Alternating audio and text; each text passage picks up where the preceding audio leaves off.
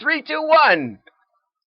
I'm John Miglosh for the Wisconsin DMA and the International Society for Strategic Marketing. Okay, a big program today.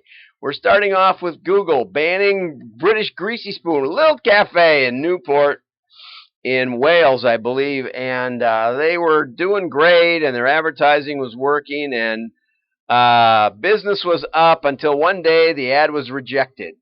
Okay, and what they were advertising was faggots and peas. If you've never heard of that, which I had never heard of, it's meatballs. It's the Welsh equivalent of meatballs, and so now we know. But Google didn't know. And this is one of the problems. Context, context, context. AI does not deliver context, which is why when we ramp you up into AI, we have 5 tests that we put our models through that verify what's working and what isn't.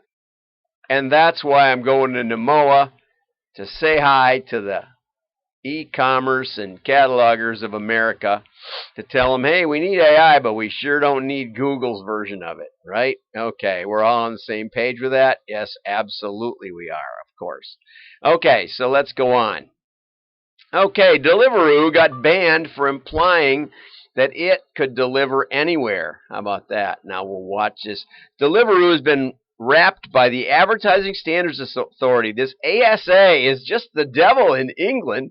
So if you let the government, well, let's just see what happened. We're going to have a little fun because I love, oh, my Google is thinking I'm asking it for help, which of course I'm not. Right? Do we know that? Yes, we know that. So let's get Deliveroo. This is food freedom. The freedom to order the same thing every Saturday night. To change your dinner plans. I'm vegan. To be too busy to cook. Order what you want. Where you want. When you want. Deliveroo, food freedom.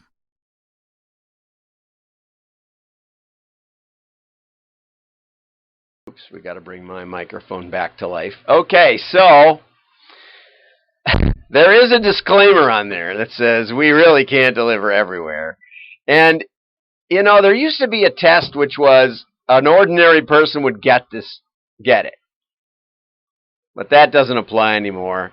There were 22 complaints from viewers that wanted to use the service and they didn't operate in their area. These regulators do not have a sense of humor, and neither does Google. And it's taken the fun out of life, I gotta say. Okay, so be careful or use mail where these guys don't watch. Now, this is breakthrough. I got to say, this is absolutely breakthrough because a couple of months ago, McDonald's acquired Dynamic Yield, and my friend at Forrester said, this is big, and I thought, this isn't big. The last thing I want is for the menus to be changing as I'm walking up to the counter in McDonald's. But wait, McDonald's is smarter than I am. Which is not hard to believe if you watch my show every day. McDonald's is using this in the drive-thrus. How about that? So, when you drive up, and they bought voice recognition now, and they can change the menus, and I order a McDouble at McW, I call it for Wisconsin, but it's not the really name, but I order a McW, and I order a water. Because it's the best value at McDonald's. And maybe a tiny ice cream cone. Those are the only things I really want to see up on that menu. Okay? But what if I drove up, it recognized my voice, no worse than Google, let's hope, and it said, do you want your usual blah, blah, blah? I don't even go through the drive-thru that much because it's always got this huge line. But, you know, if they knew, I mean, they could bypass all of the steps and just be grabbing a McDouble for me as I come. Or there's another one that does a pre-order app. So I could be driving to McDonald's or better yet, on Waze, I could have a McDonald's ad and hit the button and it says, do you want your usual? Yes. And I go over to the drive-thru and there it is for me in no line. Woohoo! So anyway, I can see this is going to actually make my life better. Good for McDonald's. Wow. I'm excited. I'm pumped on this. Okay. Maybe I'm a little too pumped. Okay, Ray Schultz, my friend Ray, says online post-purchase messages are a missed opportunity. You know, when I first bought on, I think I'm overdriving my microphones. Pardon me. When I first bought, it's way far away. When I first bought from Amazon, I remember it saying, you know, your item is order is confirmed, your item is on the way, expect it in 2 days. Have you gotten your item yet? There was about 4 emails I'd never gotten from anybody, and I thought, woo, this is going to be huge.